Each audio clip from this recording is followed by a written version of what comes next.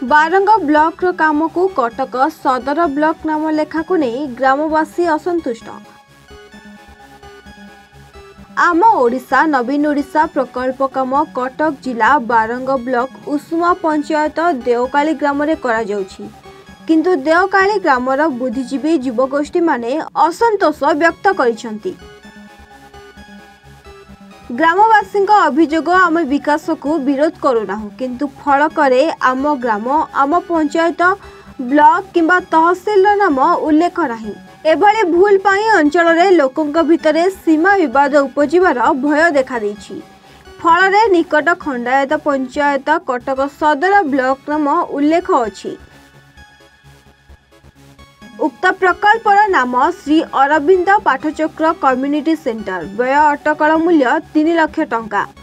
उक्त जगाटी उषुमा पंचायत बारंग ब्लॉक अधीन रे थिबा बेले केमिति फलकरे खंडायत पंचायत कटक सदर ब्लॉक उल्लेख अछि ताहाकु नै एबे प्रश्नवाची सृष्टि होइछि।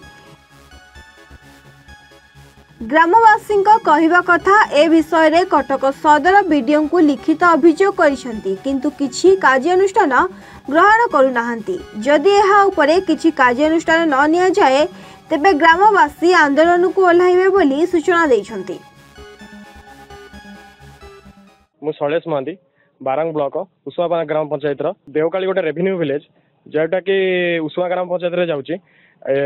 बारंग सदर ब्लॉक खंडायत पंचायत संकदास ग्राम किसी प्रोजेक्ट है जोटा आम ओडिशा नवीन पट्टनायक जोटा नुआ ये चलती स्कीम रे चली आमर उषुमा पंचायत जो खंडायत पंचायत काम से उषुमा पंचायत करुँच।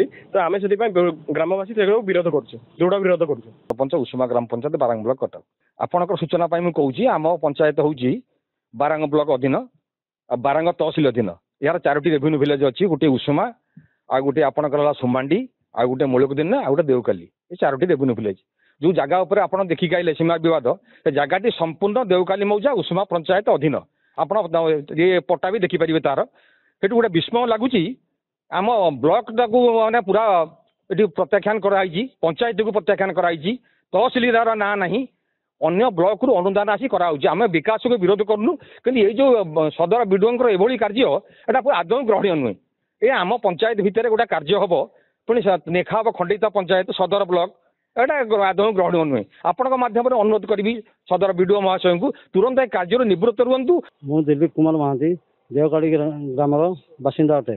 दुखर विषय कहूँ पड़ुछि सदर तहसिल ए सदर ब्लॉक आसिक ये केमी कम करम बारंग तहसिल भितर जहाँकि आम आत्मसम्मान उपर बाधा सृष्टि होती, जहाँफल गाँव में विशृंखला भी सृष्टि होगा जाऊँगी। आम प्रशासन तरफ चाहूँ यहाँ केमी स्टॉप करके जहाँकि आम गाँव नामटा को जमी माटी मिसई न दि जाए।